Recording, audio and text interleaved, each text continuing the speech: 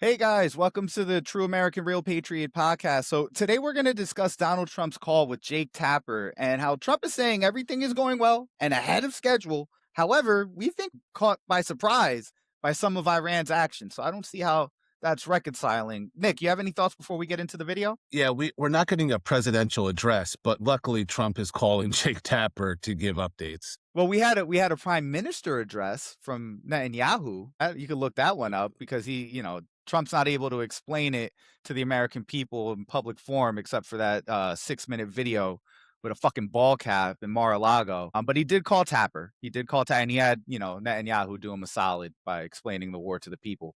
But this is Tapper going over some of the highlights from the call. So let's give it a listen. I just got off the phone with President Trump. It was Ooh. a 9-minute phone interview talking about the war in Iran. Just want to give you the quotes. Is it a war? He said, quote, "We're knocking the crap out of them. I think it's going very well. It's very powerful. We've got the greatest military in the world." Very well, Stop. very powerful.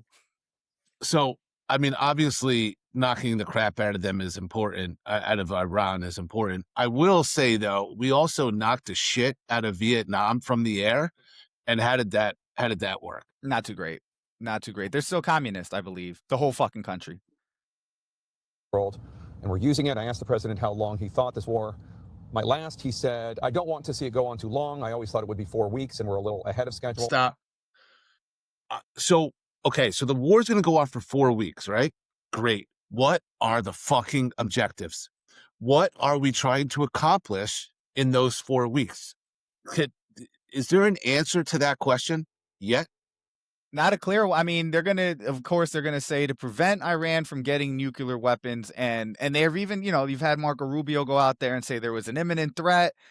If Israel attacked and we found out they were going to attack, so then we might as well attack because there was an imminent threat that they were going to strike us back. But it's like, yeah, I meant more. So like, okay, so the answer is going to be like, you're probably right? That we had to stop Iran from getting nuclear weapons and, causing damage in the region. Okay. How do you do that? Like what is by knocking the crap out of them.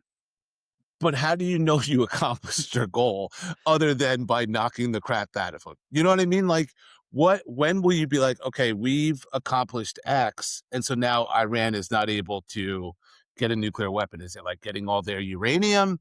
Is it, detonating the nuclear facilities? Like what is the objective? Fucked if I know. I don't think the administration knows. I asked him if the U.S. was doing more to help the Iranian people reclaim their country than the military strikes, if there was other stuff going on. He said, "Yes, we are indeed, but right now we want everyone staying inside. It's not safe out there." He also suggested it was about to get even less safe. Stop it right there again. There's a new report, and I don't know why this would be released, but the CIA is now going to arm the Kurdish rebels. Let's go. It sounds like a repeat of prior wars in the Middle East. We're just following the same playbook of Iraq. You know what I mean? And it's just going to be wonderful. Are there? Why would the Kurds even decide to do this again? Like, I understand that they have their own regional conflicts with the people in the area, and they've been fighting to have Kurdistan forever. And there's a bunch of Kurds in Iraq and in Iran and in Syria and in Turkey, and it's all in one region. And are we promising them their own country again? And are we going to just pull the rug out from under them like we have forever? I don't know. I honestly don't know why they would trust the United States. Seriously. I mean, it's very strange, but it's also just a repeat of the Iraqi strategy. Yeah. Thank you. Yeah. And the thing is, so all the people in Iran are Shia, right? Right. Like and 90% the Kurds of the country. Right. So that's why they're always willing to fight. Like, they're always willing to fight because for the most, especially on that end, in Iraq, it's about land. Like, they feel like they have their own de facto capital, right? Like, they have their own administrative state that shares borders of 3 or 4 different countries, right? It's been like that forever, and every Western power is like, hey man, if you could help us, we'll get to your statehood. That fucking never happened.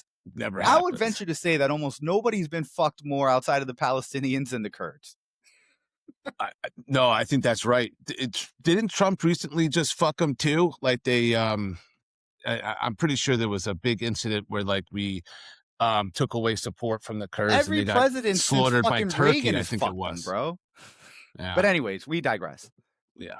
I asked the president about the fact that Iran attacked Arab countries in the region, Bahrain, Jordan, Kuwait, Qatar, and the UAE. He said that was the biggest surprise so far. All the fucking war games, all the AI that we're using, all the scenarios that we play out, you didn't think that they would go scorched earth and start attacking friendlies? Because how many times have we hit them? They come back, they project, they tell us, hey, okay, we're going to go ahead and strike this base at this time on the outskirts. We got to project something for our people. We're not going to kill any of you guys. Maybe some people will get it. Like, they literally projected to us.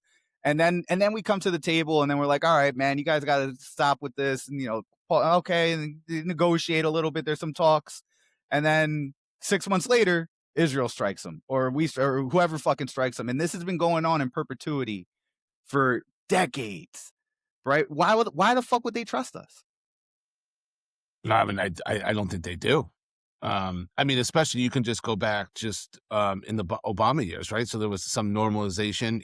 He agrees to the JCPOA, and that's ripped up by Trump, and that just starts taking us down this pathway.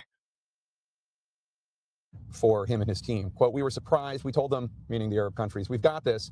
And now they want to fight, and they're aggressively fighting. They were going to be very little involved, and now they insist on being involved. He said of the Arab leaders of those countries, I know these people, they're tough and smart. The Iranians, he said, quote, shot into a hotel. They shot into an apartment house. It just made them, Stop. the leaders, angry. Stop. They shot into a hotel or they shot into an apartment. You blew up a girl's school. Right. A girl's school. Are we going to play like got you games here? I mean, yeah. I seen a tweet of like some Israeli dude saying, like, showing an missile attack from Iran, the Iranians, and it was supposedly like a cluster attack. And this guy had the fucking nerve to be like, that's a war crime. Are you fucking kidding me? You blockaded food to civilians. Shut the fuck up. You think Iran gives a fuck about a war crime now? We don't give a fuck about them. Why would they? We don't play by the rules. Why do we expect them to play by the rules? Yeah. This is how World War III starts. Look at all these state actors getting involved. They love us, but they were watching. There was no reason for them to be involved. That was probably the biggest surprise. You have to understand they were living under that dark cloud for years, meaning the Iranian nuclear threat. That's why you could never have peace. I asked, okay, well, who's going to lead Iran now? The president said, we don't know who the leadership is. We don't know who they'll pick. Maybe they'll get lucky and get someone who knows what they're. So roll the dice. If your foreign diplomatic, if your foreign strategy, your foreign policy is maybe they'll get lucky, maybe we shouldn't have fucking done anything in the first place, dude. I mean, that is not a strategy. That's not a good strat. Imagine if your boss says, hey, man, how are we going to get this project done? And you're like, well, maybe we'll get lucky. That's not an acceptable answer, bro. Yeah, I mean, this is the president. This is not a podcaster. It's just really, it shows that they just have no plan.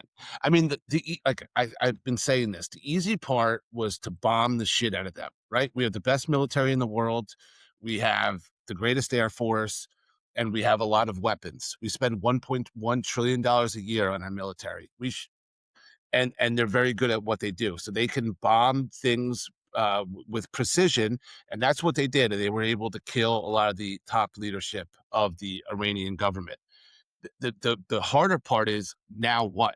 Right. And we've already went over, it's going to be a logistical nightmare to get boots on the ground. And that's what you're going to need to do if you want to actually have a regime change. But we don't even know if they want a regime change. It's a war that might start a regime change, but we're not trying for a regime change. We don't care if there's a regime change, but we're thinking about who to install as the next successor and to prop up. But we already took them out. So now we don't have that anymore. Like, does this sound like a plan? The best comment from all this was Hegseth when he said, it's not a regime change, but the regime is changing. Great. Words don't mean anything anymore, dude. No. We're doing. The Iranians, he said, lost a lot in terms of leadership because in the initial strikes, not only was Ayatollah Khamenei killed, but also 49 other Iranian leaders, he said. It was an amazing strike. They got a little bit arrogant by meeting all in one place. They thought they were undetectable. They weren't undetectable. We were shocked by it. They don't even know who's leading them now. We went down 49, he said, meaning 49 leaders on the leadership chart there. We don't know who's leading the country now. They don't know who's leading. It's a little like the unemployment line. The president's He's got It's jokes. a little like a He's got fucking jokes. power vacuum.